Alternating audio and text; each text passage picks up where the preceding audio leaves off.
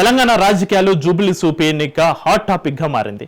రాష్ట్ర రాజధానిలో ఈ ప్రతిష్టాత్మక స్థానం కోసం కాంగ్రెస్ పార్టీలో టికెట్ రేస్ కొనసాగుతుంది.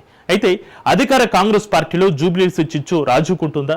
ఉప ఎన్నికల టికెట్ పంచాయతీ పార్టీలో నెలకొందా? టికెట్ నాకంటే నాకే అంటూ పార్టీ పైన అభ్యర్థులు ఒత్తిడి తీసుకొస్తున్నారా? టికెట్ దక్కని వాళ్ళు పార్టీ లేని ప్రకారం పనిచేస్తారా లేరా అనే అనుమానం హస్తం శ్రేణుల్లో జరుగుతుందా? ఇంతకీ టికెట్ ఆశిస్తున్న నేతలు ఎవరు? పార్టీ జాతీయ నాయకత్వం ఎవరికి అనుకూలంగా ఉంది? పార్టీ వర్గాల్లో ఎలాంటి చర్చ జరుగుతుంది? Watch this story.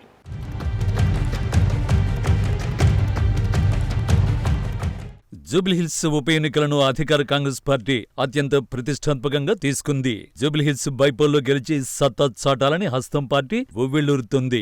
జీహెచ్ఎంసీ పరిధిలో హైడ్రా వల్ల ప్రభుత్వానికి పార్టీకి చెడ్డ పేరొచ్చిందనే మరకను తుడుచుకోవడానికి ఉప ఎన్నికలను తమకు అనుకూలంగా మలుచుకోవాలని పార్టీ భావిస్తోంది.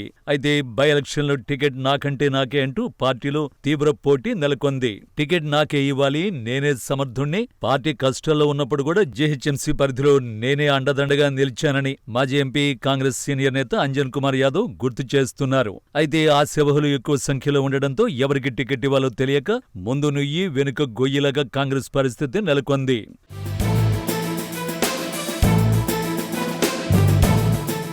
జూబ్లీహిల్స్ నియోజకవర్గంలో మైనారిటీల సంఖ్య ఎక్కువగా ఉంటుంది. దాదాపు 1,15,000 మైనారిటీ ఓటర్లు ఈ నియోజకవర్గంలో ఉన్నారు. ఎంఐఎం కాంగ్రెస్ కు సపోర్ట్ ఇస్తుందన్న నమ్మకం కాంగ్రెస్ టికెట్ ఆశిస్తున్న నేతల్లో ఉంది. జూబ్లీహిల్స్ లో టికెట్ దక్కించుకుంటే చాలు ఈజీగా గెలవచ్చు అనే నమ్మకం ఏర్పడింది. దీంతో కాంగ్రెస్ లో టికెట్ కోసం తీవ్ర పోటీ నెలకొంది. ఎవరి ప్రయత్నాలను వారు ముమ్మరం చేసుకుంటున్నారు. టికెట్ వస్తే చాలు గెలవచ్చు, అవసరమైతే మంత్రివర్గ రేసులకు కూడా వెళ్లొచ్చనే అంచనాలు వేసుకుంటున్నారు. ముఖ్యంగా ఉమ్మడి హైదరాబాద్, రంగారెడ్డి జిల్లాల నుండి మంత్రివర్గంలో ఎవరికీ అవకాశం దక్కలేదు. కాబట్టి ఉప ఎన్నికలు గెలిస్తే మంత్రి పదవి దక్కించుకోవచ్చనే ఆశావహుల్లో నెలకొంది.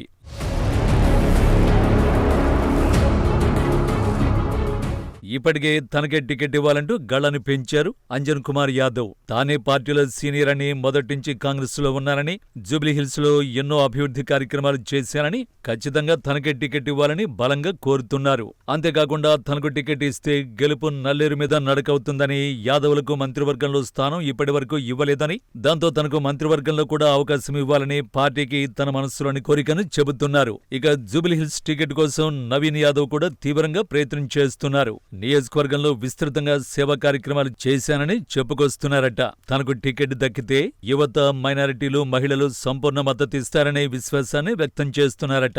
ఇక మైనంపల్లి హనుమంతరావు తనకు టికెట్ కావాలని బలంగా లాబింగ్ చేస్తున్నట్లు సమాచారం. గతంలో మల్కాజ్గిరి నుండి ఎమ్మెల్యేగా పనిచేసిన అనుభవం, జీహెచ్ఎంసీ పరిధిలో గట్టి పట్టు ఉండడంతో పాటు జూబ్లీహిల్స్ నియోజకవర్గంతో ప్రత్యేక అనుబంధం ఉందని ఆయన చెప్పుకుంటున్నారట.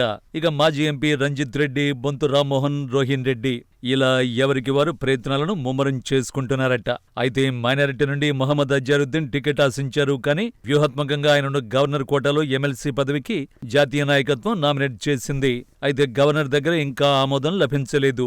దీంతో అజారుద్దీన్ అయోమయంలో పడ్డట్టు సమాచారం.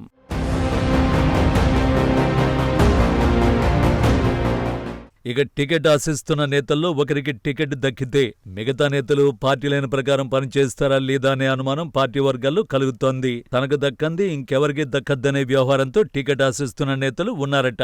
వస్తే గిస్తే టికెట్ నాకే రావాలి, వేరే వాళ్లకొస్తే వాళ్ళు ఎలా గెలుస్తారో చూస్తామంటూ టికెట్ ఆశిస్తున్న నేతలు తమ అనుచరుల దగ్గర చర్చిస్తున్నారట. కాంగ్రెస్ అధికారంలో ఉన్న ఎంఐఎం పార్టీ మద్దతిచ్చినా సొంత పార్టీ నేతలే సరిగా పనిచేయకపోతే ఉప ఎన్నికల్లో గట్టెక్కేది ఎలా అనే డైలమాలో కాంగ్రెస్ పార్టీ ఉందట. ఉప ఎన్నికల సంధికాలంలో కాంగ్రెస్ పార్టీ టికెట్ పంచాయతీని ఏ రకంగా తెంపుతుంది, టికెట్ ఎవరికి వచ్చినా వారికి మద్దతునిచ్చేలా ఆశావహుల్ని ఏ రకంగా ఏకదాటిపైకి తీసుకొస్తుంది అనేది రాజకీయ వర్గాల్లో ఆసక్తి రేకెత్తిస్తోంది. ఇక హైడ్రాతో హైదరాబాద్ లో డ్యామేజ్ అయిన కాంగ్రెస్ కు ఉప ఎన్నిక పరీక్షగా మారింది. మరి ఇన్ని అవాంతరాలను దాటుకుంటూ జూబ్లీహిల్స్ ఉప ఎన్నికల్లో కాంగ్రెస్ గెలుపు అంచులకు చేరుతుందా లేదా అనేది వేచి చూడాల్సిందే.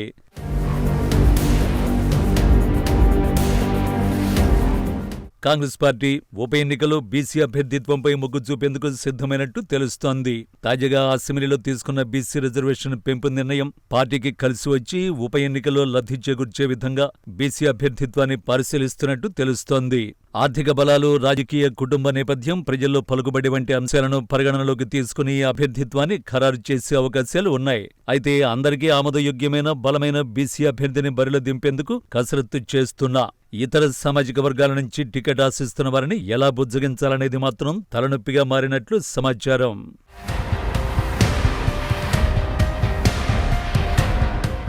ప్రజలు తమ వైపే ఉన్నారన్న సంకేతం ఇచ్చేందుకు జూబ్లీహిల్స్ ఉప ఎన్నిక కాంగ్రెస్ పార్టీకి చాలా అవసరం. కేవలం పార్టీ విషయాల్లోనే కాకుండా సీఎంగా రేవంత్ రెడ్డి పాలనకు జూబ్లీహిల్స్ ఉప ఎన్నిక ఫలితం ప్రజలు వేసే మార్కులుగా చెప్పుకోవచ్చు.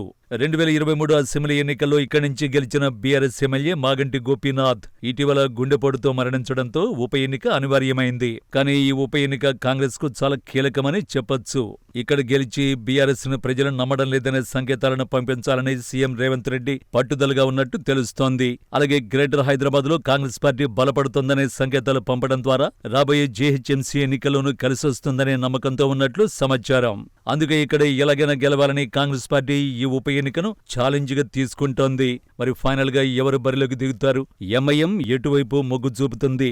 ఈ ఎన్నికల్లో ఎలాంటి అద్భుతాలు చోటు చేసుకుంటాయో చూడాలి మరి.